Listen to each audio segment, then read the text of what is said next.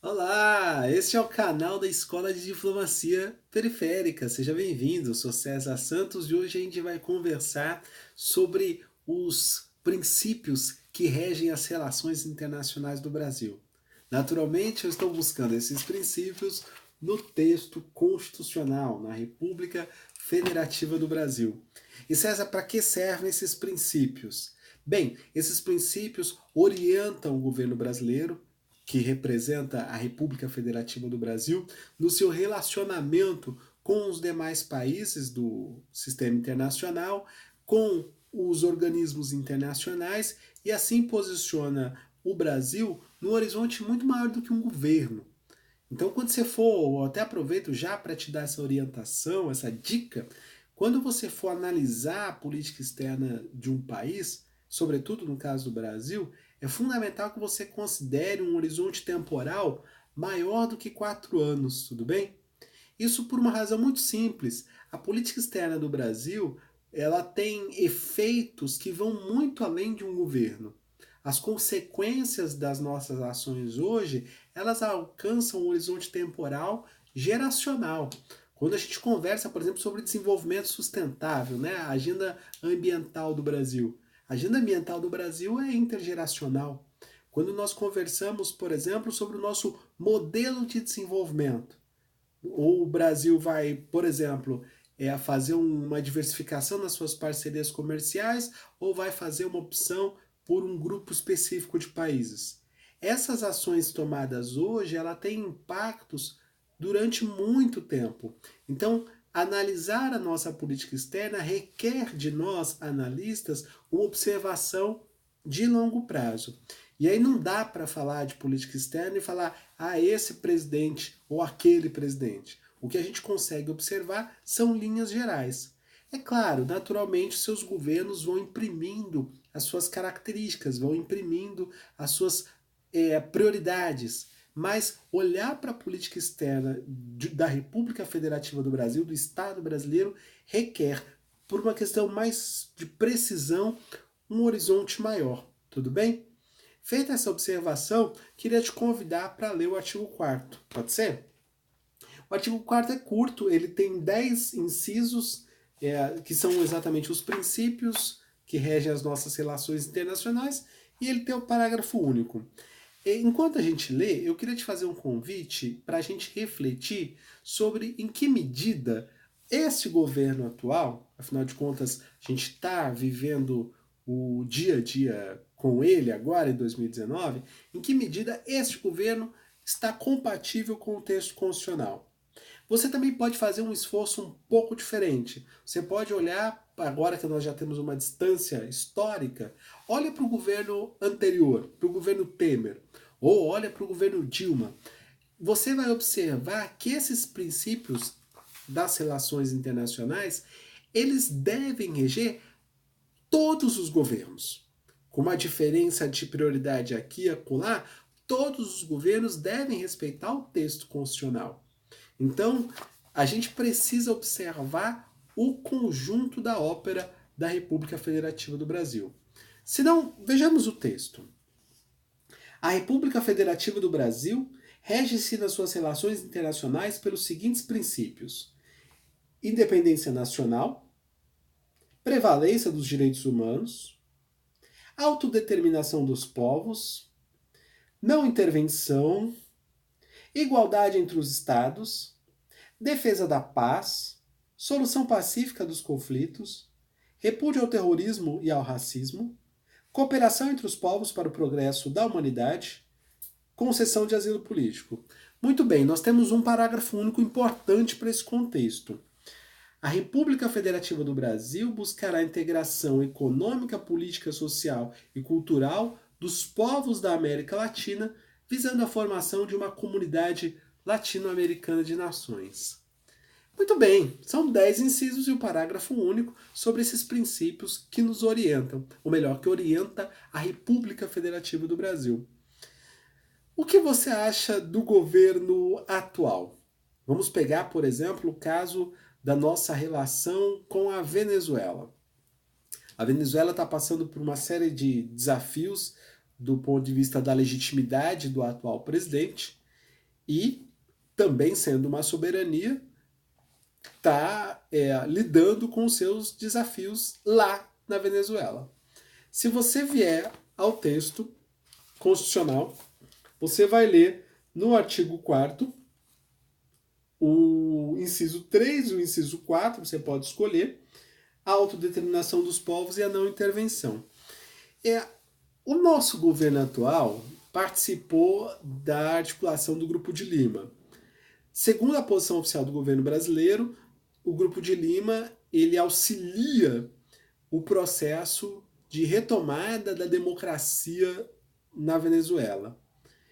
Só esqueceu-se de um detalhe. Quando você vai ajudar um país a lidar com o seu processo democrático, sendo este país soberano, é preciso que você, no mínimo, seja convidado a fazer essa mediação pelo chefe do seu poder, do poder daquele país, que no caso é o presidente Nicolás Maduro. O que houve é que o Grupo de Lima dialogou com a oposição ao governo. E aí a gente pode até dizer ou concordar, ou mesmo não concordar, que o presidente da Venezuela não tem a legitimidade, que as eleições não foram reconhecidas como legítimas ou como legais. Bem, é uma questão para a Venezuela. As nossas relações internacionais aqui do Brasil, elas se regem pela não intervenção e pela autodeterminação dos povos. É claro, o texto constitucional ele é grande e você precisa cotejar uma parte do texto constitucional com outra para fazer um juízo mais equilibrado sobre qual deveria ser a ação do Brasil nesse caso. Afinal de contas, o governo atual tem se valido do argumento que se trata de uma ajuda, ou melhor, de uma intervenção humanitária, uma vez que o povo venezuelano está sofrendo com este governo corrupto. Bem, é uma tese também, eu não vou desmerecer a tese, porque é uma tese da República Federativa do Brasil. E aí, se você voltar aos nossos princípios que regem as relações internacionais, você vai ver que um deles é a prevalência dos direitos humanos. Sendo os direitos humanos que prevalece sobre outros princípios e sobre outras ações, é razoável que a tese do governo brasileiro seja uma intervenção humanitária. Acontece é que essas defesas jurídicas não parecem se dar na prática, né? Não parece ter uma correspondência em relação aos fatos.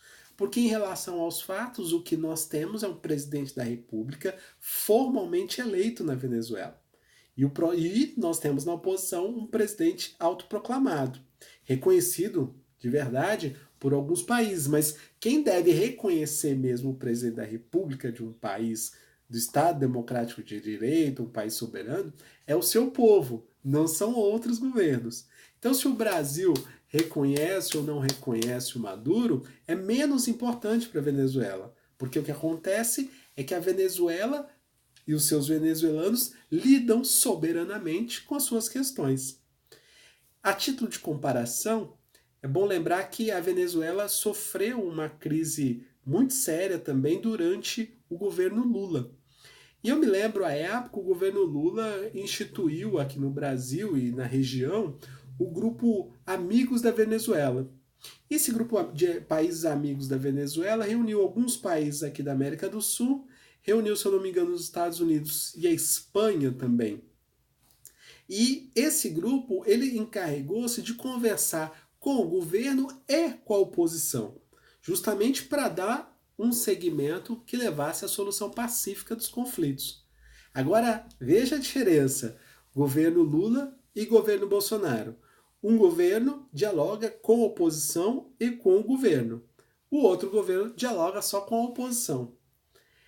Do ponto de vista dos princípios que regem as relações internacionais do Brasil, e até aceitando a tese do governo brasileiro no sentido da intervenção humanitária, ou para usar um dos nossos princípios que regem as relações internacionais no sentido da prevalência dos direitos humanos, bem, esqueceu-se apenas de um detalhe. Para você ajudar humanitariamente esse país, esse país tem que solicitar a sua ajuda. Porque se esse país não solicita ajuda, você está intervindo. Entende? Então, se trata de uma intervenção.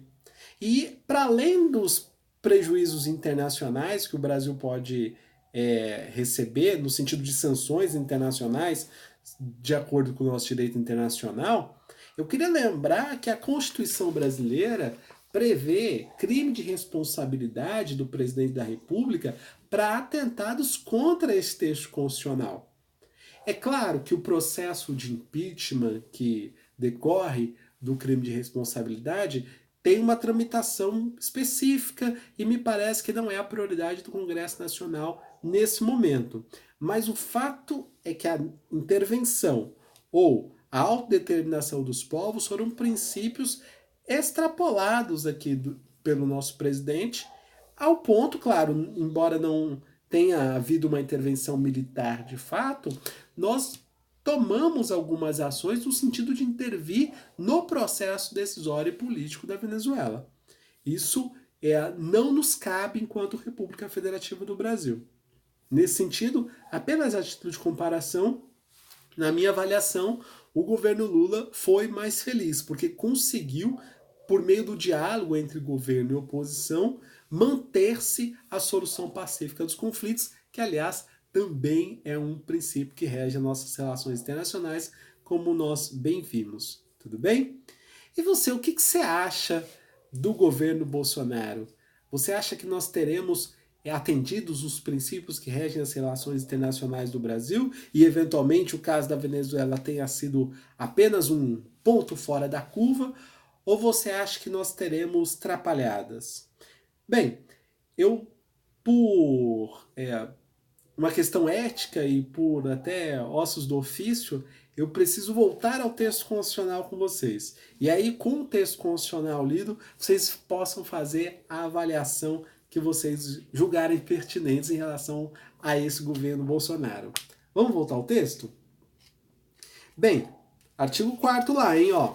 A República Federativa do Brasil rege-se nas suas relações internacionais pelos seguintes princípios. Independência nacional? Como estamos? Prevalência dos direitos humanos? Como estamos? Autodeterminação dos povos? Não intervenção? Igualdade entre os Estados? Defesa da paz? Solução pacífica dos conflitos? Repúdio ao terrorismo e ao racismo? Cooperação entre os povos para o progresso da humanidade? Concessão de asilo político? E agora o parágrafo único. A República Federativa do Brasil buscará a integração econômica, política, social e cultural dos povos da América Latina, visando a formação de uma comunidade latino-americana de nações. Esse é o texto constitucional que cabe a todos os governos desde 1988. Esse é o Estado Democrático de Direito, é por isso que a gente insiste nesse pacto civilizatório e é por isso que estamos todos sob o manto da Constituição. Que o Supremo Tribunal Federal possa guardar esse texto e que nós possamos aprofundar, então, a nossa democracia, nosso Estado Democrático de Direito, e que mais canais como esse possam aparecer para a gente poder emitir a opinião, fazer debate. E vou pedir para você comentar aqui, porque eu quero saber o que você está achando deste governo Bolsonaro e deste texto constitucional, tá bom? Esse foi a Diplomacia Pública de hoje. Vejo você no próximo vídeo.